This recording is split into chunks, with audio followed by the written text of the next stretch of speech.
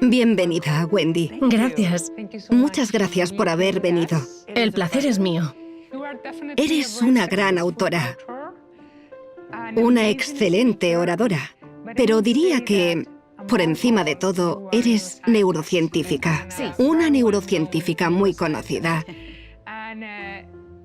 Me gustaría que nos explicaras cómo y cuándo decidiste que querías estudiar neurociencia, dedicar tu vida al estudio del cerebro. Sí, lo recuerdo perfectamente. Fue mi primer día en la Universidad de Berkeley. Me había apuntado a un seminario dirigido a los de primero, una clase pequeña de 15 alumnos, con un profesor hablando de su especialidad. Me fascinó una clase llamada El cerebro y su potencial. La impartía la profesora Marian Diamond. Yo no la conocía, entré en la clase porque me interesaba, pero fue memorable. Ella en general ha sido memorable para mí desde ese primer día y durante toda mi carrera. Estaba de pie delante de la clase. Era muy alta y atlética. Llevaba una bata de laboratorio blanca encima de una blusa y una falda preciosas. Y tenía una sombrerera floreada delante. Nos dio la bienvenida y nos dijo cuánto se alegraba de vernos a todos en esa clase, porque significaba que nos interesaban nuestros propios cerebros. Nos recordó que el cerebro es la estructura más compleja que conocemos. Mientras nos contaba todo lo que hacemos gracias al cerebro, sentir, ver, reír, contar chistes, abrió la sombrerera y, con las manos enguantadas, sacó un cerebro humano real de ella. No nos esperábamos que ese fuera el contenido de la caja y, por supuesto, era la primera vez que veíamos un cerebro humano. Ese momento me sigue inspirando a día de hoy, cuando saco cerebros de sombrereras delante de mis alumnos. Lo que realmente me hizo querer ser neurocientífica fueron sus historias sobre los experimentos que hizo en los años 60 que demostraron que el cerebro adulto podía cambiar por la influencia de su entorno. Lo probó poniendo algunas ratas en jaulas llenas de juguetes y otras ratas con las que jugar, como un Disney World de las ratas, y otras en jaulas pequeñas sin juguetes y con como mucho una rata más.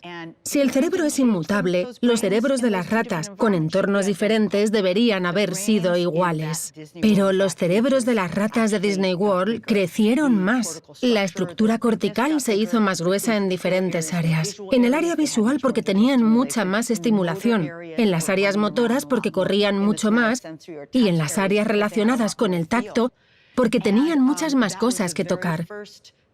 Esa fue la primera vez que los científicos se dieron cuenta de que el cerebro podía cambiar en función de su entorno, de una forma anatómicamente demostrable. Y pensé, ¡qué pasada! Mi cerebro es capaz de eso, porque ella me dijo que mi cerebro podía hacerlo, y quise entender cómo funcionaba.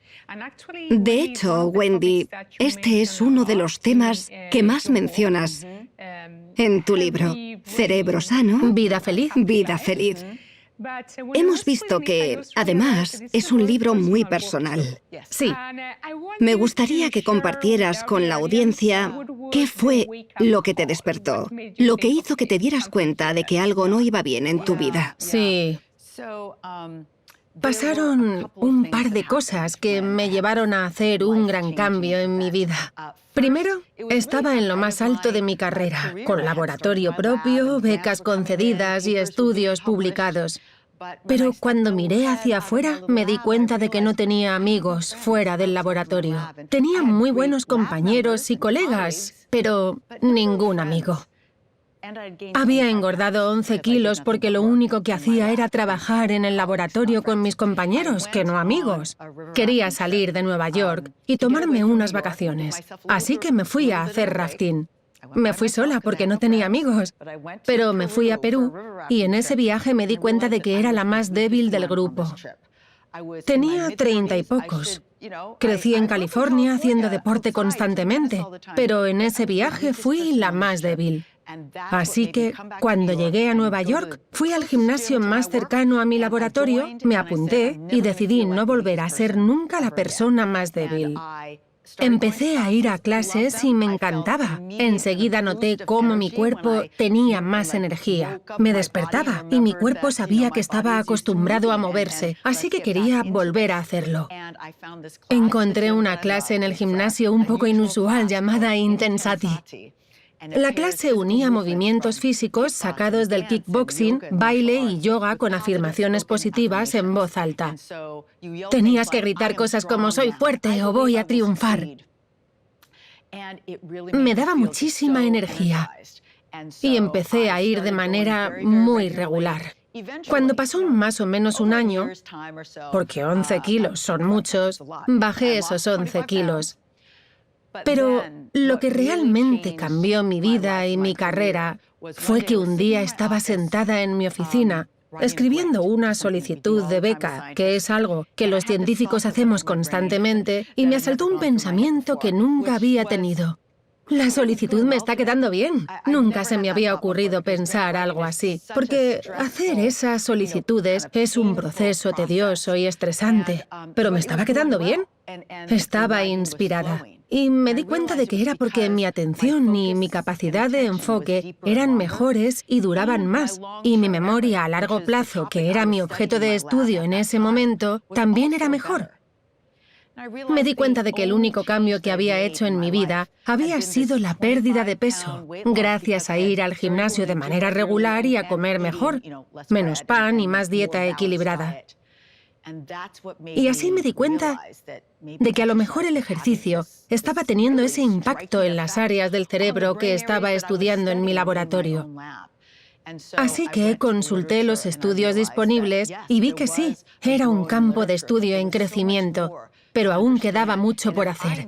Si yo me había dado cuenta tan solo observando mi propio rendimiento cognitivo diario, ¿cómo podía maximizar ese efecto? Quizá podría hacer que mi cerebro fuera aún mejor, que mejorara aún más. Me di cuenta de que era algo muy poderoso, con la capacidad de cambiar muchas vidas, incluyendo la mía, y de que era lo que realmente quería estudiar. Y así cambió mi vida. ¿Cómo fue ese proceso para ti? Porque fue un cambio que significó, en este caso, hacer ejercicio. Algo que no habías hecho en muchos años. Algo que te sacaba de tu zona de confort. Totalmente, sí. Cuéntame cómo lidiaste con eso. Mi secreto es que ya había hecho ejercicio antes. Me gustaba el ejercicio, ir al gimnasio, a las clases. Un buen profesor de gimnasio, me encanta la música. Y descubrí un nuevo placer en esa comunidad. Hice un montón de amigos en el gimnasio, así que maté 2 pájaros de un tiro. Lo disfrutaba de verdad. Me gustaba el reto de ir a clases cada vez más difíciles y probar cosas diferentes. Iba a un gimnasio con muchísima variedad de clases. Había de todo, desde kickboxing a clases de esgrima samurái, pasando por la clase de Intensati, a la que fui, que era muy nueva. Solo fui porque lo otro que podía hacer era algo así como cardiomilitar, y sonaba muy fuerte. Así que fui a la otra clase aunque no sabía qué era. Resultó ser aún más dura porque es muy complicado gritar todas esas cosas mientras estás haciendo actividades aeróbicas. Más que hacer el entrenamiento de cardiomilitar donde no tienes que decir nada. Era parte del truco. Incrementa la carga cardiorrespiratoria y a la vez es un beneficio psicológico, porque al gritar tantas cosas positivas, aumenta aún más la subida natural del ánimo que proporciona el ejercicio físico. Esto acabé estudiándolo en mi laboratorio. El ejercicio estimula los neurotransmisores que te mejoran el ánimo, como son la serotonina, la dopamina, la noradrenalina, las endorfinas y demás. Mientras haces ejercicio, tu cerebro está como en un spa, llenándose de neurotransmisores positivos. Quiero que nos centremos un momento en eso, porque cuando te diste cuenta del efecto que estaba teniendo el ejercicio en tu estado de ánimo, en tu productividad, decidiste cambiar el objetivo de tu investigación y comenzaste a centrarte en la relación entre el ejercicio y el cerebro. Sí. Wendy, ¿qué has aprendido sobre esto? cómo cambia el ejercicio nuestro cerebro, tanto morfológicamente como su funcionamiento. Sí. Mantengo que el ejercicio es la acción que más impacto puede tener en tu cerebro hoy mismo y la acción que más impacto puede tener en cuanto a su longevidad en el futuro. Por 3 motivos. El primero es el que hemos estado comentando. La actividad física tiene efectos inmediatos en el funcionamiento del cerebro.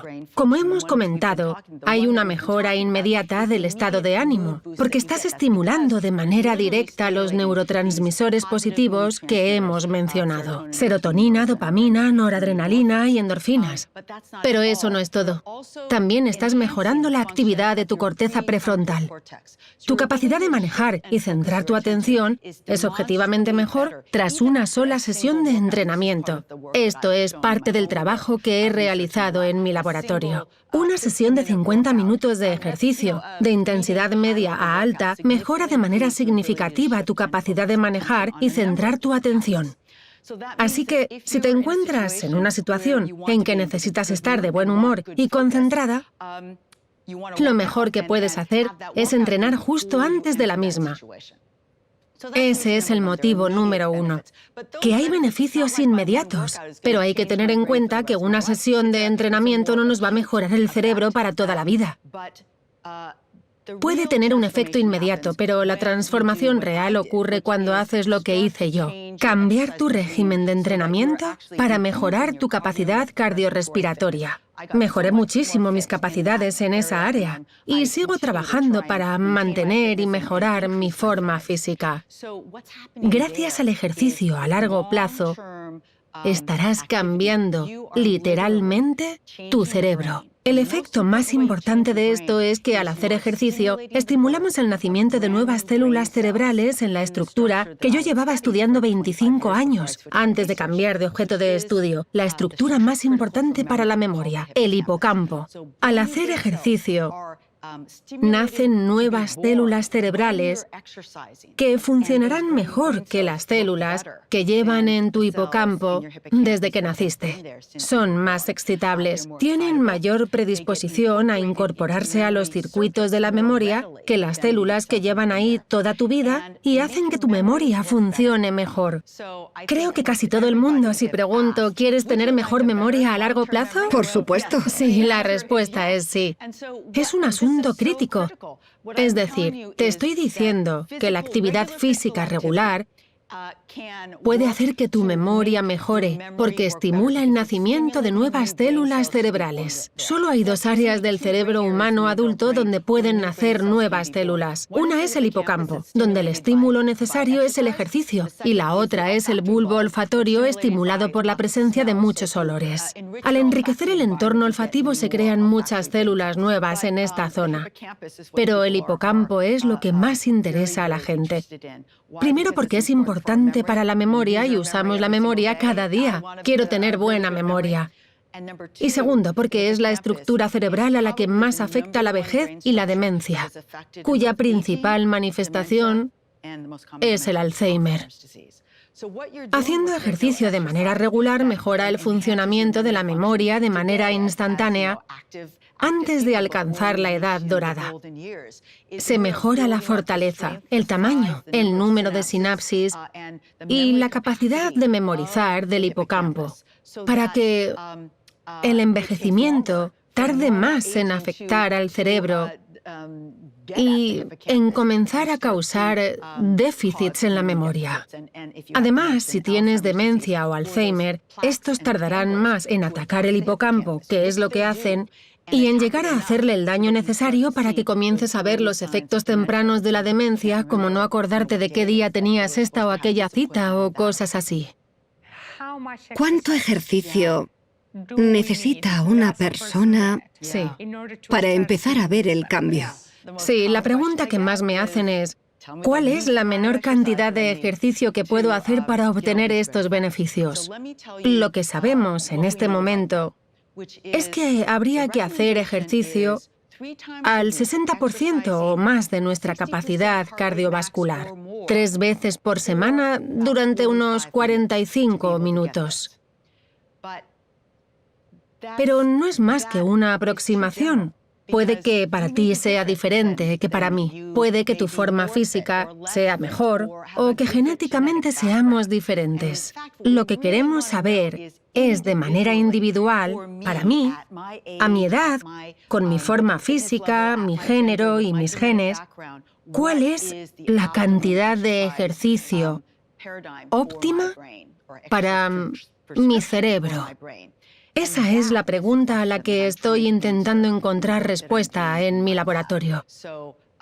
Estamos intentando hacer pruebas en muchísima gente y para varios tipos de ejercicios, porque, por ejemplo, yo odio la cinta de correr. Si me pones a correr en la cinta no estaré ni la mitad de a gusto que si hago un tipo de ejercicio que disfrute. El tipo de ejercicio también marca la diferencia. Trabajamos con estudios de baile porque es una actividad alegre y que se disfruta mucho, por ejemplo. Hay una gran diferencia. Se publicó un artículo en el New York Times que decía que el baile era la col rizada del ejercicio. No sé si estoy de acuerdo, pero quizá tengan razón. Haciendo pruebas lo sabremos. Nadie ha hecho una comparativa sistemática de las diferentes formas de ejercicio aeróbico o de resistencia, así que lo estamos haciendo nosotros. Wendy, si hablamos de los niños, y estoy teniendo en mente los estudios que afirman que los niños no hacen suficiente ejercicio. Sí. Y supongo que el no ejercitar el cuerpo puede tener efectos devastadores en el cerebro, sobre todo en edades tempranas en que éste aún está en desarrollo. Sí, totalmente. Como especie, estamos hechos para movernos, estar sentados jugando a videojuegos o simplemente llevar un estilo de vida sedentario, lo cual se ha convertido en una epidemia tanto en niños como en adultos hoy en día, no es bueno ni para nuestro cuerpo ni para nuestros cerebros. Es importantísimo que los niños adopten hábitos de vida saludable desde pequeños. Y teníamos la solución en nuestro sistema educativo. Se llama educación física y se hacía todos los días. No era para tanto, era una parte más del día en el colegio. Y se ha ido quitando poco a poco porque necesitan más tiempo para estudiar. Es absolutamente contraproducente, porque necesitan ese ejercicio para que sus cerebros alcancen su potencial completo. Hay que volver a hacerlo todos los días.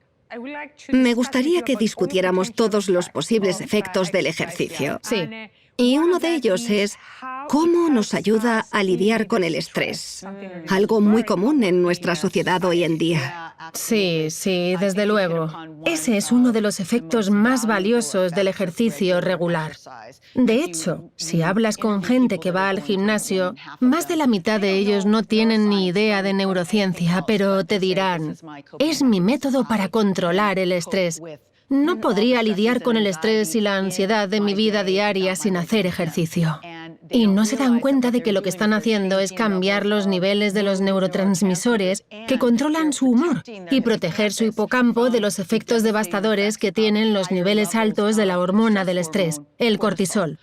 Los niveles elevados de cortisol en el cerebro, como ocurre por ejemplo en personas con estrés postraumático, literalmente hacen más pequeño el hipocampo, matan sus células.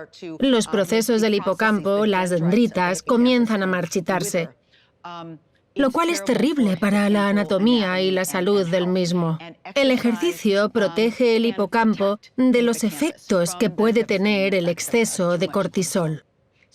Digamos que el estrés postraumático es un ejemplo extremo. Sí.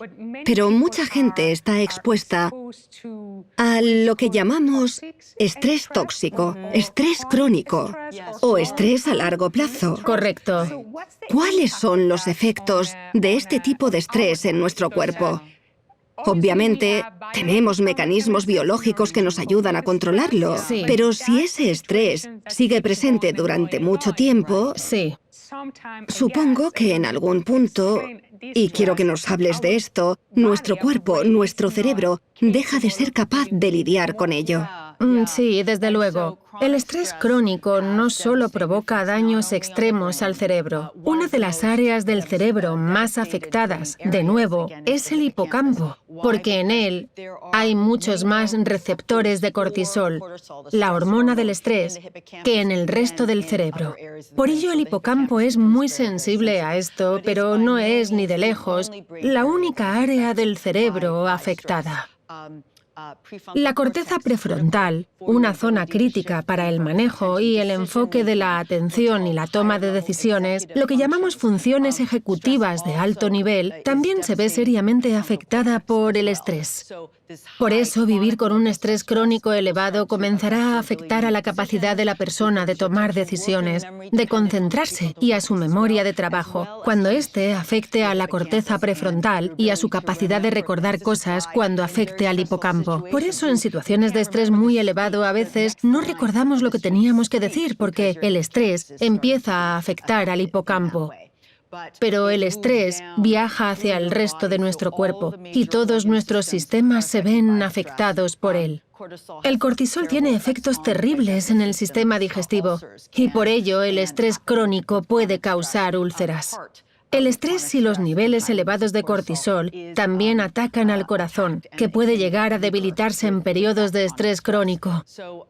Y el sistema vascular también se ve afectado. Es un ataque generalizado a las áreas más importantes del cuerpo humano. Y el ejercicio nos puede ayudar a protegernos, porque ayuda a revertir estos efectos. No solo hace que nazcan nuevas células en el hipocampo, principalmente por factores de crecimiento que aún no he mencionado, pero uno de los motivos por los que el hipocampo se ve beneficiado por el ejercicio es porque este estimula la liberación de factores de crecimiento que forman parte de ese spa al que va el cerebro cuando ejercitamos el cuerpo y ayudan a proteger el hipocampo y hacer que crezca y se desarrolle. Los mismos factores de crecimiento, quizá no los mismos exactamente, pero los factores de crecimiento en general ayudan a la corteza prefrontal a incrementar su número de sinapsis y fortalecerla, además de crecer en tamaño. El ejercicio también fortalece el corazón y el sistema vascular. Y ese es el otro efecto clave del ejercicio en el cerebro que la gente no suele ver. El ejercicio aeróbico regular que mejora tu capacidad cardiorrespiratoria estimula el crecimiento de nuevos vasos sanguíneos en el cerebro. Y esto es importantísimo, porque el cerebro es el consumidor número 1 de oxígeno de nuestro cuerpo. Cuantos más vasos sanguíneos tenga para proporcionarle esa sangre oxigenada, mejor funcionará. Ese es otro motivo por el que el ejercicio regular mejora el cerebro y puede ayudar a paliar los efectos del estrés en el mismo. Sé que el tema de tu próximo libro, que sale en septiembre, es la ansiedad. La ansiedad, sí. Y hablas de ansiedad buena y mala. Sí. No voy a pedirte que nos cuentes muchos detalles, pero quiero que nos des algunos consejos o pistas sobre cómo el ejercicio ayuda a lidiar con la ansiedad. Por supuesto, sí. Hay estudios que demuestran que el ejercicio regular que incrementa la capacidad cardiorrespiratoria ayuda a disminuir los efectos de la ansiedad, ayuda a reducir la ansiedad.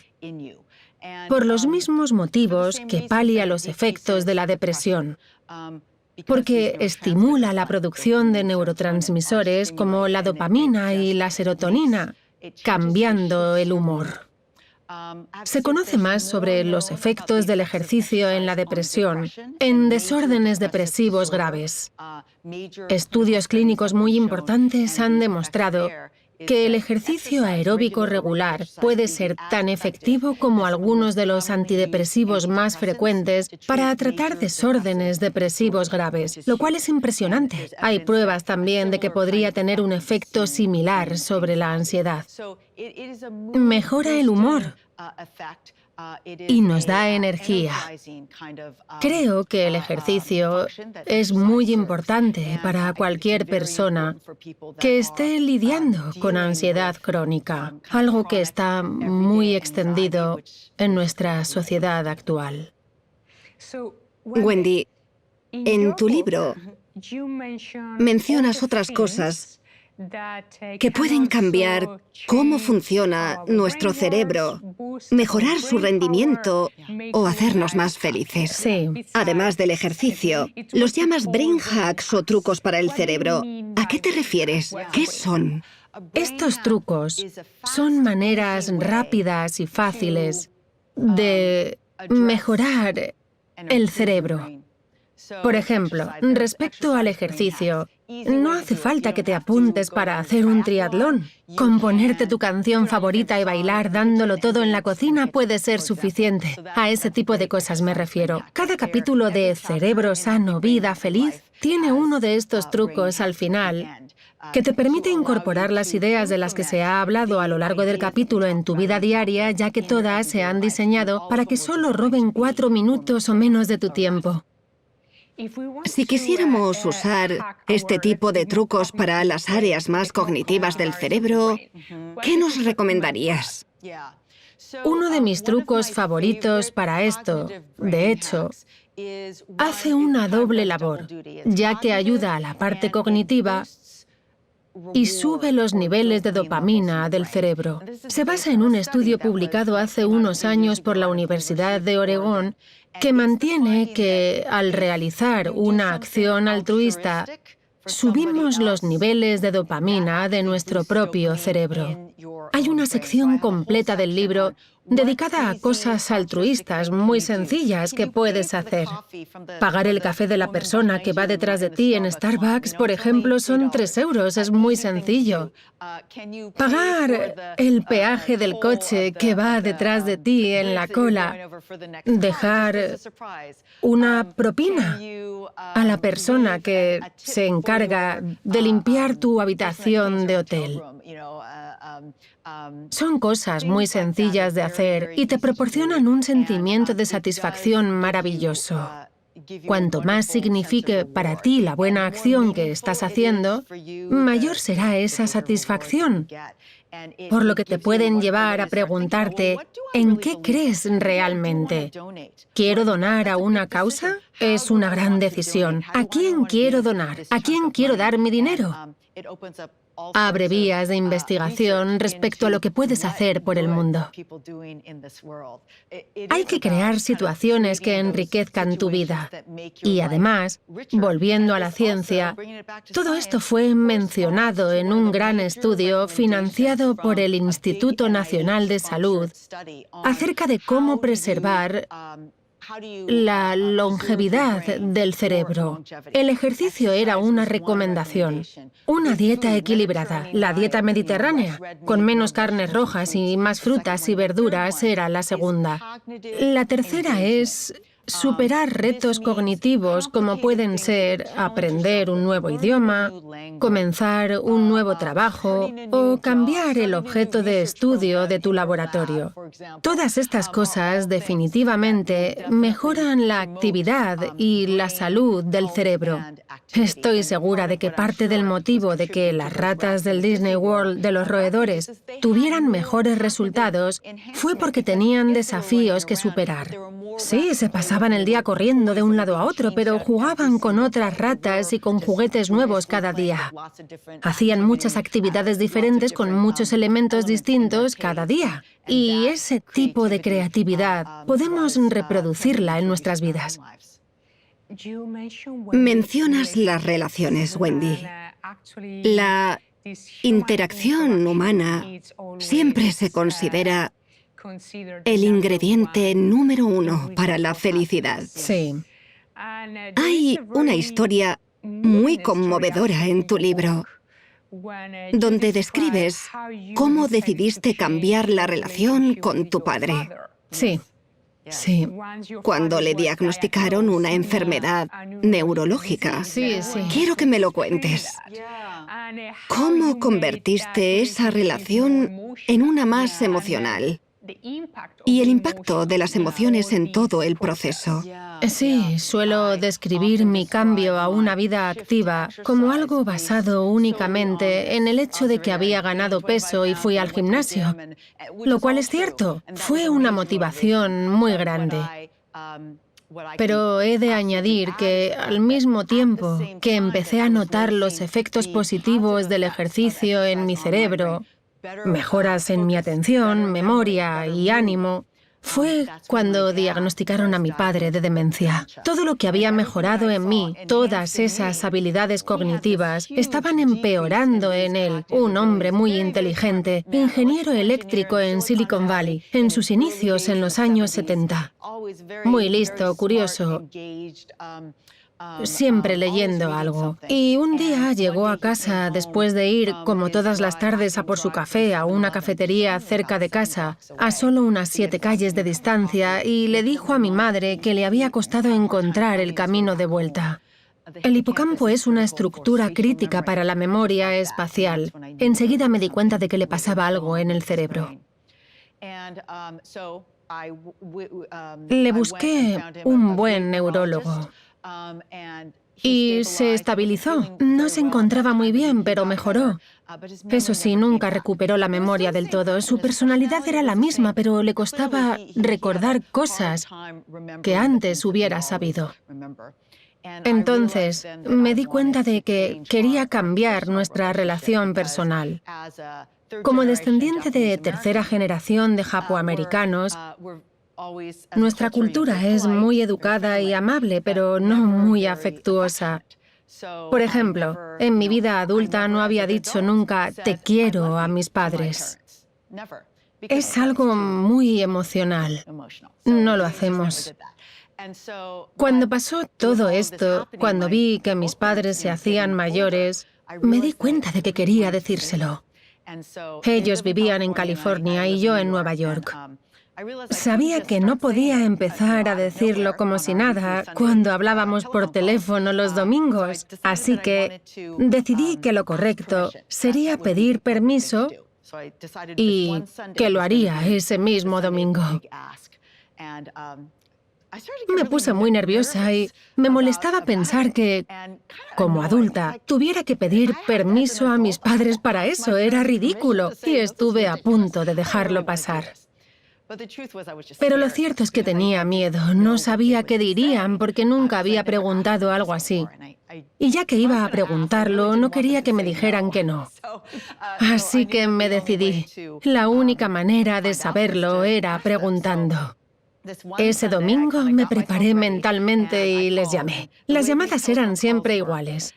Mi madre cogía el teléfono, yo le contaba lo que había hecho esa semana, luego se ponía mi padre, le volvía a contar lo que había hecho esa semana, nos despedíamos y hablábamos la semana siguiente. Mi madre cogió el teléfono, nos contamos nuestras semanas como siempre.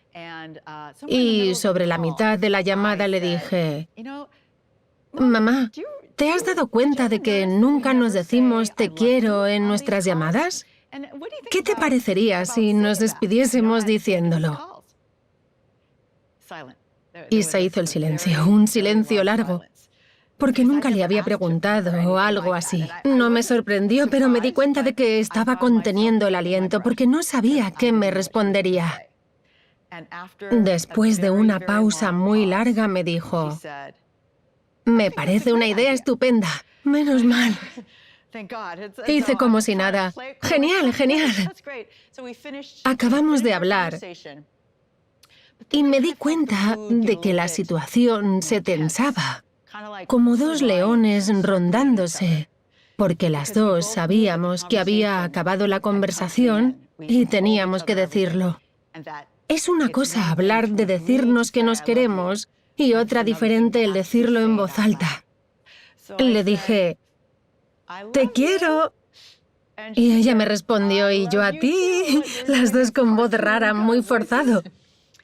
Y creo que las dos pensamos, «Menos mal, ya está». Luego se puso mi padre. Yo sabía que mi madre iba a ser la más difícil de los dos. Así que tuve la misma conversación con mi padre. Dijo que sí. Nos dijimos que nos queríamos, incómodos, y colgamos. Y me puse a llorar, porque nunca les había dicho a mis padres que los quería. Fue un momento muy emotivo para mí, porque sentí que estaba cambiando la cultura de mi familia ese día. Y lo estaba haciendo de verdad. La semana siguiente volví a llamar y los te quieros con mi madre fueron mucho menos incómodos, menos mal. Y luego se puso mi padre. En ese momento él ya tenía demencia, no se acordaba de las cosas. Yo ya me estaba preparando para recordarle que habíamos acordado decirnos que nos queríamos.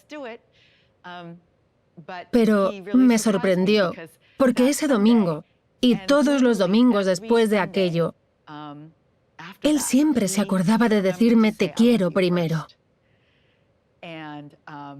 Como neurocientífica especializada en la memoria sé por qué. La resonancia emocional fortalece la memoria, incluso para alguien cuyo hipocampo no funciona bien. Por eso recordamos los momentos más felices y más tristes de nuestras vidas.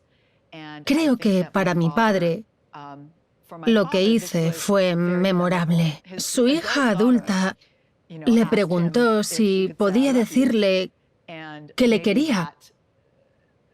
Quizá su amor por mí o el orgullo que sintió porque esto hubiera pasado creó un nuevo recuerdo a largo plazo para él. Mi padre murió el año pasado. Y siempre tendremos las conversaciones del antes del te quiero y las del después del te quiero, que han afectado mucho a mi vida desde entonces. Creo que fuiste muy valiente y la historia ha sido muy conmovedora. Escucharte contarla en persona aún más. Sí. ¿Cómo podemos sacar ventaja de este impacto que tienen las emociones para que nuestros cerebros funcionen mejor? Siempre hay muchas oportunidades para ser valiente. Creo que, para mí, se trata de estar lista para contar lo que sientes en situaciones difíciles, para hacer algo. A lo mejor no te están tratando de manera justa por ser mujer, por ser una mujer científica o una mujer de negocios. Tienes que ser valiente y hablar por ti misma, y tienes que saber hacerlo de manera estratégica para obtener un resultado positivo y no permitir que tu vida salte por los aires. Creo que somos seres naturalmente emocionales y que mostrar vulnerabilidad es clave para construir relaciones más profundas. Creo que es clave para liderar. He basado mi comportamiento como líder en los mismos principios que mi comportamiento en mi laboratorio y en los negocios que he hecho. Honestidad y vulnerabilidad. No es fácil. Lo último que me gustaría comentar es una idea subyacente a todo lo que hemos hablado hoy: la autoexperimentación. Todo mi libro se basa en que hice un experimento en mí misma. Fui al gimnasio porque quería perder peso, pero acabé haciendo un experimento que cambió mi cerebro. Me di cuenta de ello. Y, como has comentado, el experimento que he intentado reproducir durante toda mi vida es el del entorno enriquecido.